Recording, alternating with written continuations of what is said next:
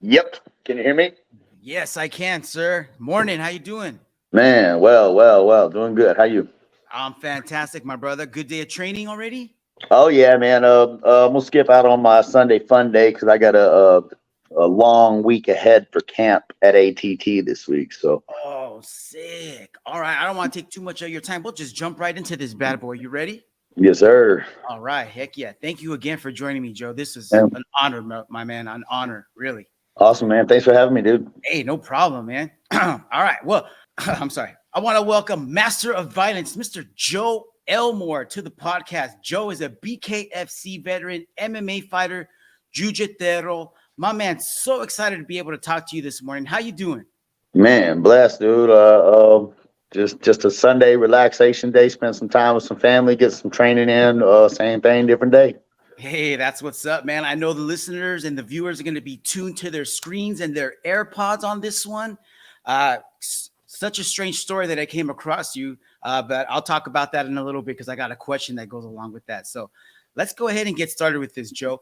Every interview we do, we kind of like to break up the little tension with a little softball question here, and it's just kind of fun. Do you have an all-time favorite martial arts movie, or maybe something that got you motivated thinking about martial arts when you were a kid or growing up? Um, my dad was a huge Bruce Lee fan, but obviously the Karate Kid. I was born in 1982. I was a Taekwondo specialist when I grew up. I went straight to Taekwondo. I mean, I did the crane. I had the drums, and and I actually got bullied at school. Funny story. And I crane kicked this kid in the hallway when I was in sixth grade for bullying some kid, making fun of him because he was heavy set. No And shit. everybody was like, and it was just so I've always attached to Karate Kid. I have to go with that. Now, Enter the Dragon. Enter the Dragon. I mean, Right. God, all of them. Any classic, blood sport, everything you got up here, man. I love it. There's Oh, only one rule at Fight Club. There's not a martial art movie I haven't watched recently. God, John Wick 4 is not a. It is a 2.5 hour martial art movie, and if you study different martial arts, that has more martial arts techniques, specialties that actually work in real life than any movie I've seen in real time ever. that's killer. That's killer. I got a buddy, a black belt buddy, Isaac Morales. Shout out. Uh, he is a martial artist to the max. I remember back in the day, I would see him trying these like weird stand-up techniques on the mats before class and whatnot. But dude's got like, I don't know how many different black belts, but he is a sick dude and would be a problem on the streets, man. So Don't be the glass, be the yeah, water. yeah, exactly. So it kind of sounds like you were the Karate Kid, bro, growing up, man. That was a badass, dude, badass story right there. Yeah, and even better story. Daniel Russo. They did the Karate Kid, Cobra Kai down here, and Inman Park in Atlanta with X3 Sports, one of the gyms I train at. They were walking one day, and we got to see them outside. And they came in and took a kickboxing class, and I got to meet Daniel's son right there on the street. It was pretty Oh cool no, getting to meet shit, him. that's cool. Yeah, they were down there filming a lot of Cobra Kai in Atlanta, so it was fun to actually meet him. Oh man, so that's recently then. That's Oh awesome. yeah, well, 3 years ago was right before the pandemic when they started the first middle of the first season. Yeah, yeah, because that's when I started watching Cobra Kai was during Yeah. pandemic And times. then the long haired kid that liked his daughter, he was down there walking with him. I can't remember his name right now, but Oh it was yeah, another one. yeah. All right, cool, good times, man. That's some good stuff right there. Well, Joe, let's talk about fighting, my man. You are a bare knuckle fighter. How the heck did you get started with that? Man, over my whole entire fight career, I've just taken any. I study every martial art, so I've always taken any kind of fights. I've done MMA and blah blah blah blah. But well, Nate Shook, the matchmaker, I've known him through Dean Tool. They kind of run the Southern South Florida circuit, matchmakers with Masvidal, Gamebred, all that. Back in the day, they've known me on the circuit, man. I either get fight of the night, knockout of the night, fight of the year, toughest fighter of the year. I've never been dropped by a punch. And they called me one night, Will Chope, who had fought Max Holloway in the UFC. He was 119 wins with 15 losses. Holy He had crap. won the British title. Was it BYB or BKB? I don't remember, at 170. And he came to BKFC. It was the very first promotion that they were going to have, the very first live sport event in the world to open back up after the pandemic. It was in Mississippi. He called me and was like, "Hey, man, we got this wheel tote guy. You're going to have to probably fight in an empty arena. Nobody's going to be able to come. Can you do this for us?" So it's BKFC. David Philman's really building it. And I had been trying to get with him. I watched my boy Rusty Essery in the tournament. I watched the Knight fight, low ball versus Knight. One, oh man, I was hooked. I've been trying to get on since then. So I was like, all right. Nate Shook offered me a little bit of money. And at the time, I'd been locked up, but the whole time I was locked up, I trained, dude. I brought mats to the house. I invited people over. I mean, just whatever I could to stay busy. And I was like, you know what? Let's do this. Empty arena, whatever it is. I just want to fight. And I went in there and I'd been training, just putting everything I in, frustrated. I put it all into that fight and knocked his ass out. And when I went viral for telling him it was my house, everybody thought I was a crazy savage, which is true. And here we are, baby, 4 fights later, finna fight Brad Kelly July 21st. Oh, heck yeah. I was going to ask that later on. When can we see you again? So July 21st, man. So for those of you that have not seen any of Joe's fights, do yourselves a favor and go out there and watch, because you are, like I said, man, you're a master of violence, Joe. Your fights are a freaking masterpiece, bro. Like, it's just nonstop action. You're just in your opponent's face, dropping bombs and dropping your opponents for that matter, dude. Risk versus reward fighter, man. I fight for the passion of the people, man. I came from nothing. I grew up fighting my friends for fun because we was bored sometimes, or sparring at martial arts from Hapkido to here. And when I get out there, man, I'm entertaining fans, and from doctors to poor to rich to there's 50 million different kind of people there, and I get to have an emotional effect, and I want it to be a positive thing. So when I'm fighting, I can't hit that ground, because if I hit the ground, the fight's over. People want to see a knockout, but more so than that, you people love that knockout. But what do you remember? Forrest Griffin versus Stephen Bonner. You remember like fights like that. If I get a knockout, cool. But it came because I wasn't no huggy, lovey-dovey little, like, if we're playing jujitsu, let's hug each other and play jujitsu. But I'm still going to try to rip your face off, and I'm going to take a risk of getting my leg ripped off. I'm not going to sit there and hold position and win by one advantage. We can go do IBBJF, which I do that too. But man, I just love that brutal emotion and the people getting to, they don't know if I'm going down. If he's standing up, I'm bleeding. They can't figure out why I'm continuing. Man, that's inspirational, and it's love to me. Well, that's BKFC, Joe. And thank you, Hitman. We appreciate all the action, man. You got that warrior spirit, and like I said, your fights are nonstop, bro. What is your favorite? I mean, you might have already answered this question, but what's your favorite part about being a bare knuckle fighter? The family, the friendship, the people I get to touch, man. It's I don't hate anybody before a fight. I keep it real, man. I tell them I'm going out there to brutalize them, to murder them. And I don't want nobody to get hurt and say that, but from the fighter perspective, I'm in a modern day gladiator in Rome, and I've got my sword and my shield, and the people are there because they don't want to be home. They want excitement. It's the original movie theater, the original Super Bowl. And bare knuckles brought that passion back to, whether you're MMA, a karate guy, a boxer, it's like the most neutral ground where we can go in there. And if we were fighting on the streets and it were for survival and it were a real fight, this is as close as you can get to being real, but still being a good human and a good dad and shit, and getting to be brutal and let it all out with passion and love, man, the friendship. That's it, all that. Right on. It's just combat at its purest form with rules, right? So there's still a stopping point because they're trying to keep the athlete safe, but at the same time, you're able to express yourself in a violent way, I guess. Beautiful violence. It's artistic violence. And they can say it's okay to be violent, because as long as you're peaceful, violence is beautiful. Well, that's why we're watching. You know what I mean? We normal people, we got our jobs Monday through Friday, 8 to 4, 9 to 5, whatever they may be. You're working with your hands, you're working with your brain. But on the weekends, we look forward to things like this. We look forward to people like you, Hitman, that can give us that escape. So like I said, man, I appreciate you, brother. I appreciate you.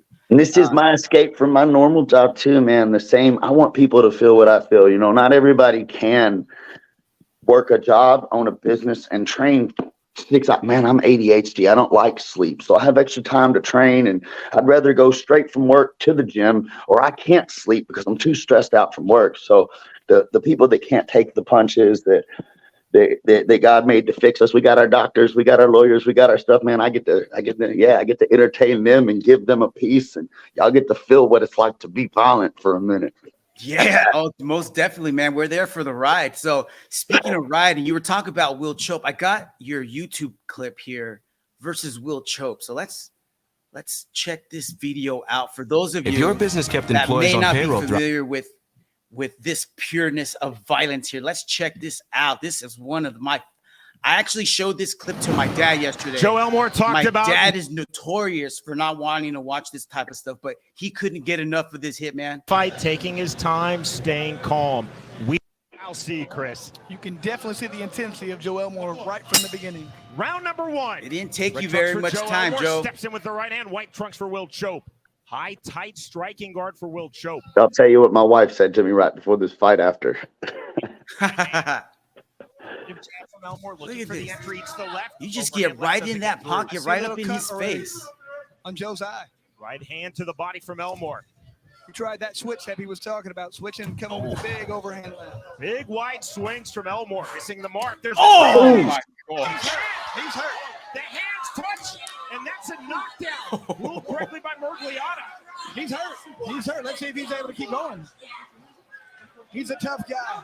He's had a lot of fights. Let's see if he can make it through this round. Chope looking to finish another switch of stances. You can really see that taekwondo background. And look This at might the be hands. over. This fight is be over. it. That was it, Joe. Game, set, match. Welcome to Bare Knuckle. Wow. Joe, what were you about to say? You said, what did your wife told you something before that fight? What was that?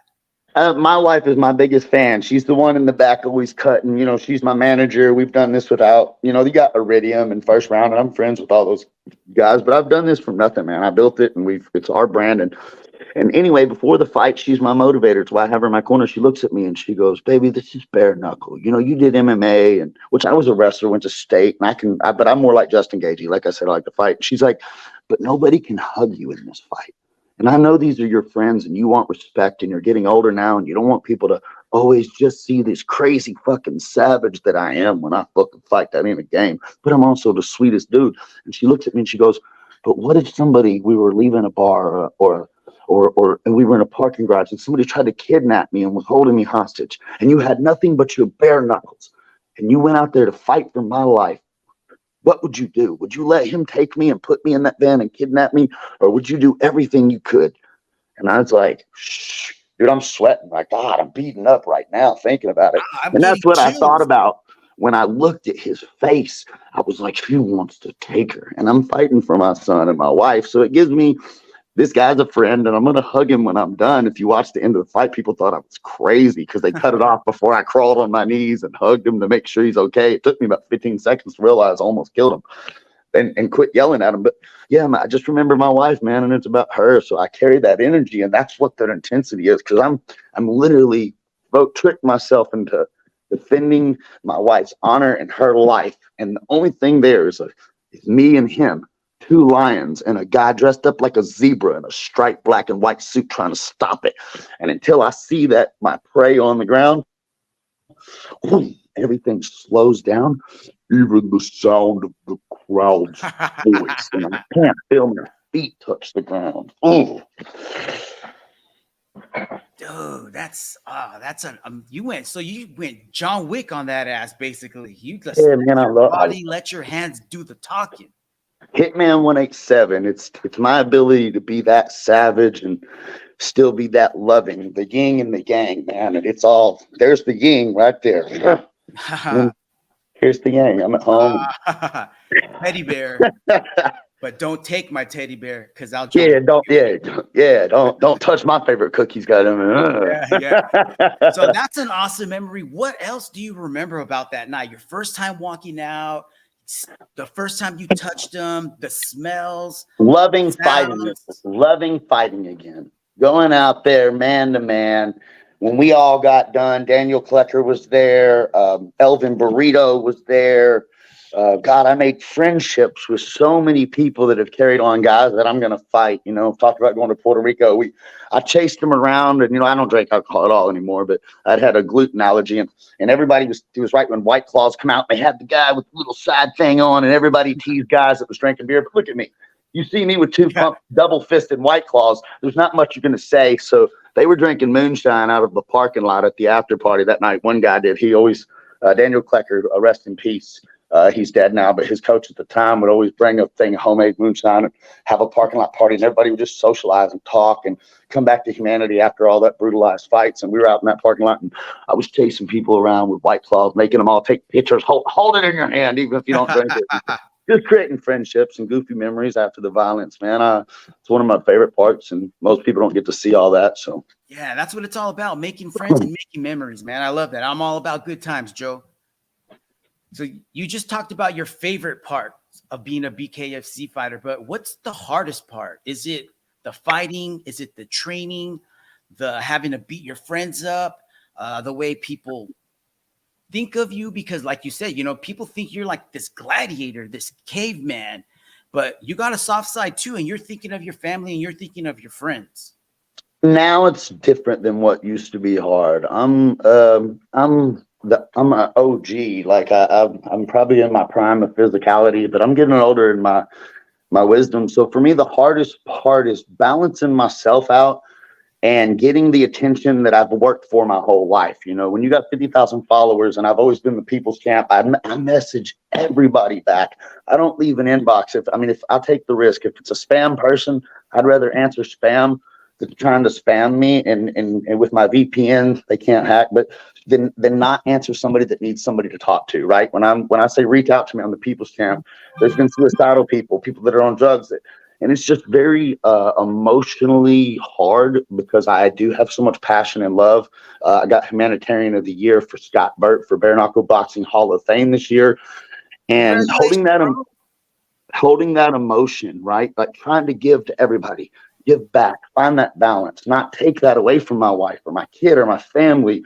Because when you love so much and you let it leak out and you love unconditionally, it's just, it's a downfall to something that's positive. So I can say that's the hardest part is keeping, just refilling the emotional energy.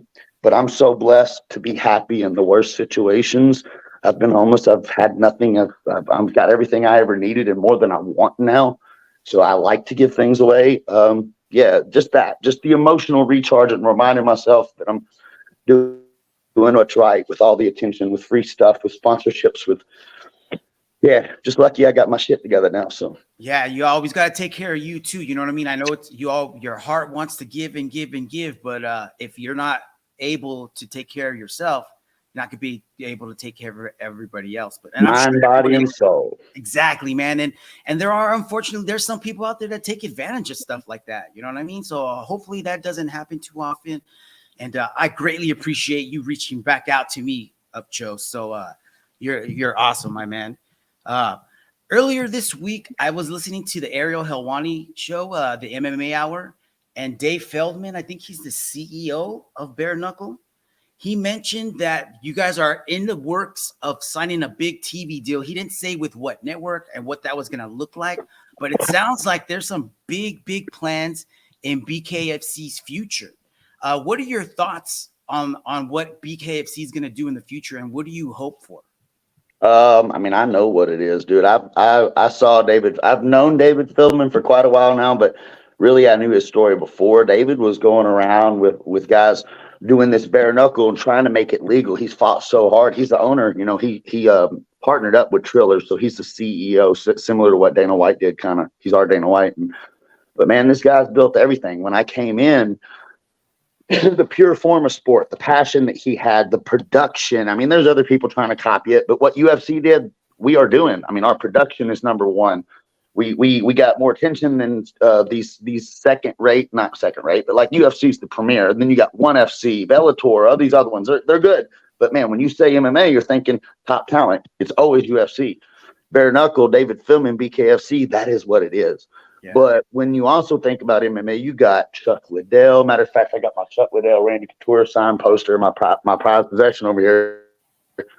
Guys like that are legends. And in BKFC, yes, we're bringing in all these new people, but we're creating superstars. So when we get this TV deal, we've got Fox, we probably Spike TV, whatever little ones are coming in, they're all coming in. They're all offering Dave because Dave said, I'm going to get this guy to come. I'm going to get that guy to come. You'll never have Nate Diaz. You'll never have this. Well, we got Conor McGregor standing in there holding the belt, loving that shit. And regardless if he's going to come, if it was promotional, if he was just interested, everybody's interested. And when you got a guy like that and Luke Rockhold willing to come in and fight these guys and they're paying us better, and man, it's limitless. I could sit here all day because I care so much about the company.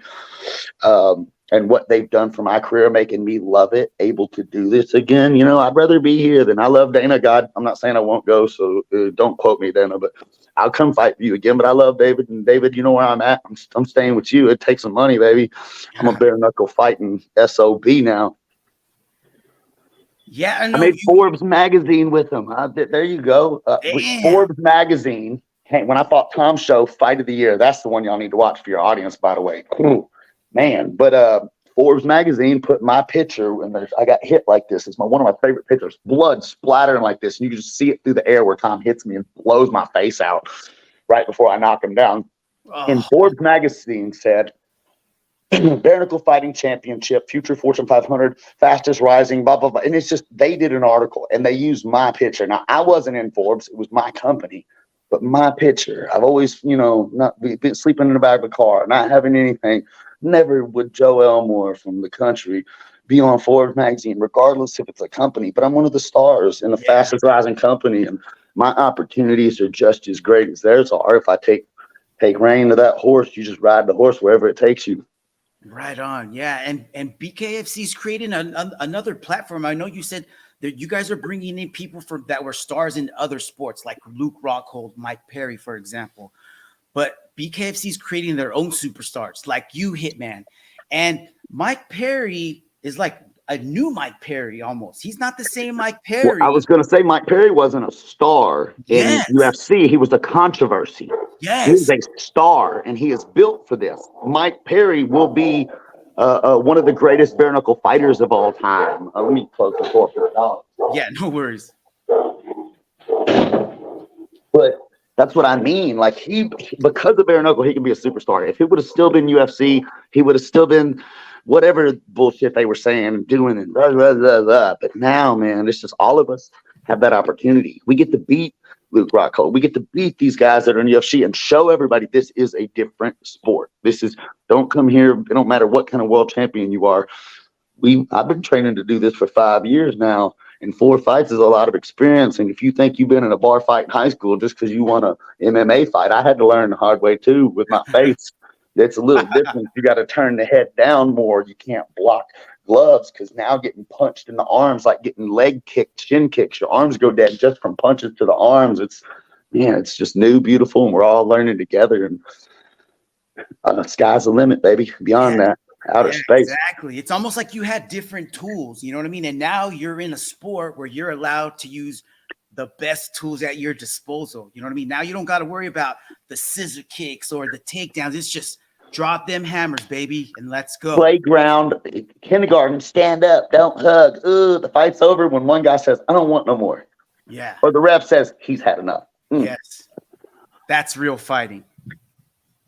So, Joe, you were talking about reaching out to the fans, and this is how I came across you, my man. We found you on IG showing your patented food slicer. Can we show this technique real quick, my man? Absolutely. Show you a technique I call the food slicer. Now, what I have here is my buddy, Toker. He's a black belt in Taekwondo. See, they know how to stand up. You see he's good on his feet here. So what I want to do is I'm like, come on, let's go. My internet's a little choppy here. Go, fool. Boom. They call this X guard. So when I reach in, I've got my X here. So I reach in, boom. I dump him. I lift that leg as I do, I push off. I push this leg in. So that was how I found you, pulling your X guard, starting off in X guard and ending in your calf slicer. And that was posted on Cholo MMA. And then one of my buddies tagged me on this, and I was like, yo, he was like, we need to get these guys on the podcast. And I was like, there's no way these guys would respond. And you did, my man. You did. It's like a Hail Mary out of a Hail Mary. And I'm so glad, dude. I'm so happy about this.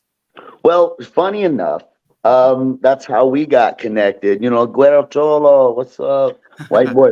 And we teased together. I saw them with me and Joey Beltran are friends, you know, through BKFC. And I saw that the Cholo MMA guys did one of their original videos with Joey Beltran. You know, they were all putting it together and blah, blah, blah, blah. And that was down in Miami. They'd come to follow BKFC. And Toker, he's an amazing actor here, man. We're all good friends and stuff. And they come up with this concept, and they've worked really hard. I've just been a big part because our friendship grew like this, almost accidental like this. So anyway, I watched Joey Beltran.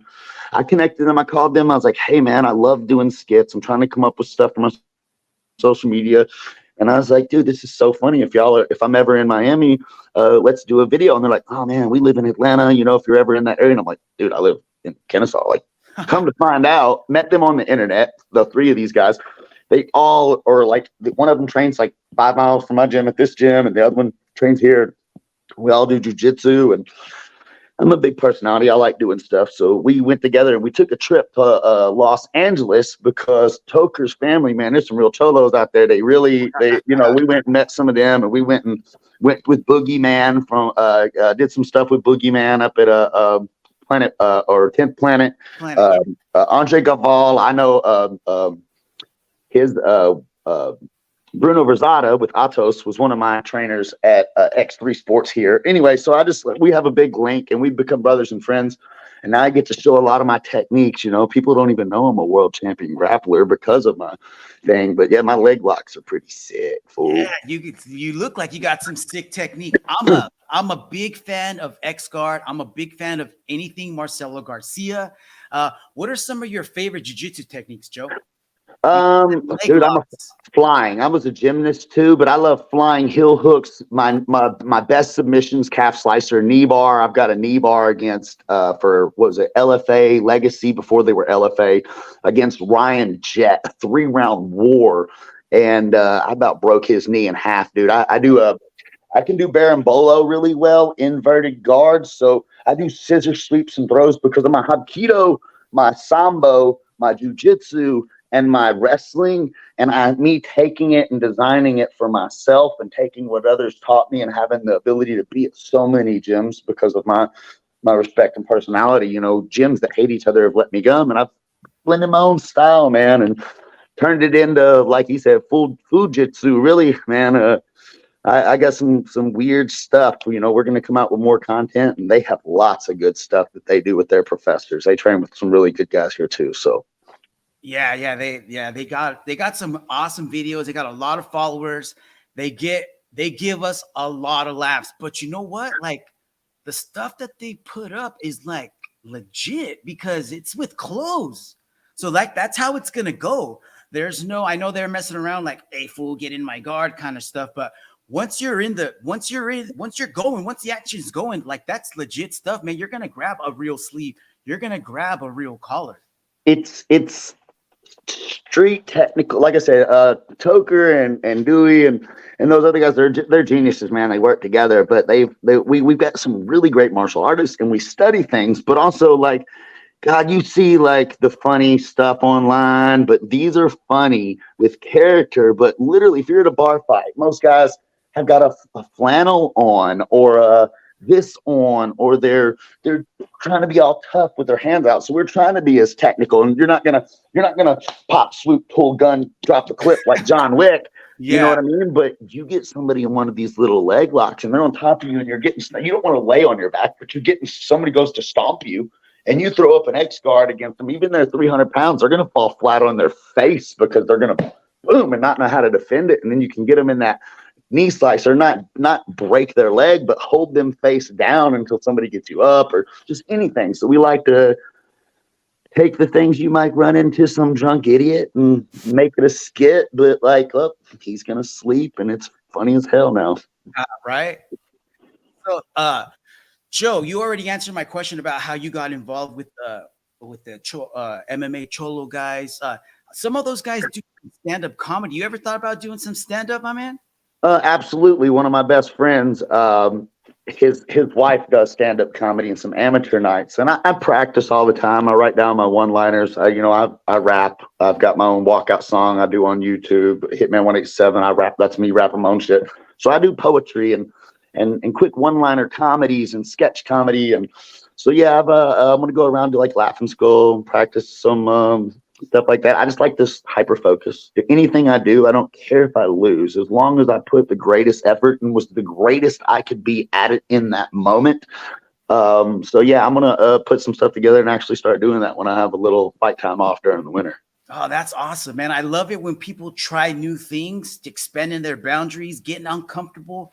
But that's where you find yourself. You know what I mean? Like, who would have thought that Joe, the master of violence, leg lock specialist, also wants to do some joke writing? That's awesome, Joe. Awesome. I got one last question for you, my man, before we get up out of here. Who are some of your favorite combat athletes of all time that may have inspired you back in the day to be the man who you are today? Oh man, Chuck Liddell.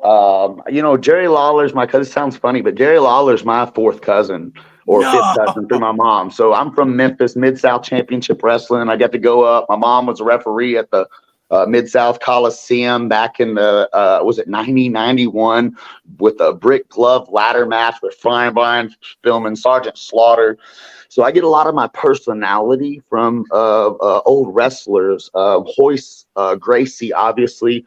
Watching him in UFC, me being 4'11", 103 pounds my freshman year in high school, and watching this little guy beat chemo, these big guys. It always inspired me. The anti-hero, the anti-bully, I hate bullies, but if you bully a bully, you're not really a bully, right? It's like the anti-hero type thing. And anybody that's been like that, Chuck Liddell, my favorite of all time. Obviously, they call me HITMAN187, Iceman, Hitman. I had the mohawk down here. I used to have flames down my head. I've got my left hook knockouts. I studied the way he moved, the way he did Kempo and his wrestling defense to keep it standing and knockout.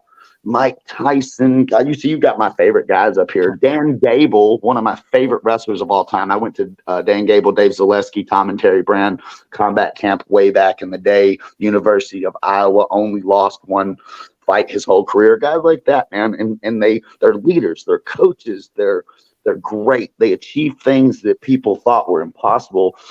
They became famous, yet they're still human. They still have Christmas with their families and their kids. And so I've just inspired the guys that are like that. Randy Couture. God, man, I could go on all day. Yeah. So you're just a big fan of combat athletes, no matter what. A lifestyle. Yeah. So like a lifelong martial artist, basically, is what you're saying. You know what I Oh, mean? yeah. Look, this is, matter of fact, this is right here in my little man room downstairs. That is Randy Couture signing the original poster, and there's Chuck signing. Remember when Chuck and Randy fought? Yes. Oh, man. Down in my man room. Like I went online and got me a PSA graded one. I put my money and my time. I put my money and my time back into the things I love because the guys. Yeah, I'm a huge fan. I wouldn't be who I am and if Mike Tyson wouldn't have been so great, so violent, so mean, and turned into such a great human that could reverse his life, maybe I wouldn't have been able to inspire others to do that. If I couldn't have seen somebody that was great like Dan Gable, who never went through trouble his whole life, was always a good man, but still was a great athlete. I mean, it just shows you it's me. It built me into who I am, beside my father, my mother, and my family, obviously, but my greatness comes from their greatness, and their weaknesses taught me not to be weak like them. Yeah, so you just took little bits and pieces from all these artists, to get you to where you were at today, man. What a good answer. Thanks for sharing that with us, Joe. That was my last question, my man. Thank you so much for your time. So you were saying that we can see you again in the ring in July? July 21st, brother. Not official yet, but me and Brad Kelly are talking shit online. They need to hurry up and send us his contract. They said we could do it July 21st. I know they're gonna have me down there, but yeah, we're finna go at it. Biloxi, Mississippi. I'm gonna brutalize this Joker, and I'm gonna smash his face in and entertain the fuck out of everybody. Hey, that's what we're looking forward to, my man. Awesome. Awesome. Cannot wait. Anyone that you'd like to thank or plug before we wrap this interview up, my man? Man, CholoMMA for sure, y'all. I love those guys. They're hilarious. They're great people inside and out. Maybe we ought to have Toker and them on here too, man. I'll hit them up and tell them how great of a time I had on here. They'll love the support, man. We can't do this without everybody, without a huge community, the fight community, the jiu-jitsu community. We've all been broken apart, put in our house, put masks on. So just shout out to everybody that's taking their mask off, hugging people again, making friends, supporting, showing up to our arenas, having fight parties again and coming out, man. Thank those people, because none of this would be possible if it wasn't for all of y'all. So, well, thank you to you, and thank you to the guys for giving us stuff to talk about and giving us the break from our everyday average lives. So thank you, Joe, for your time. I don't want to take too much more of your time. Enjoy the rest of your day off, my man. And I cannot wait to see your fight in July, my man. Take care. Be blessed. Thank you, brother. Right on.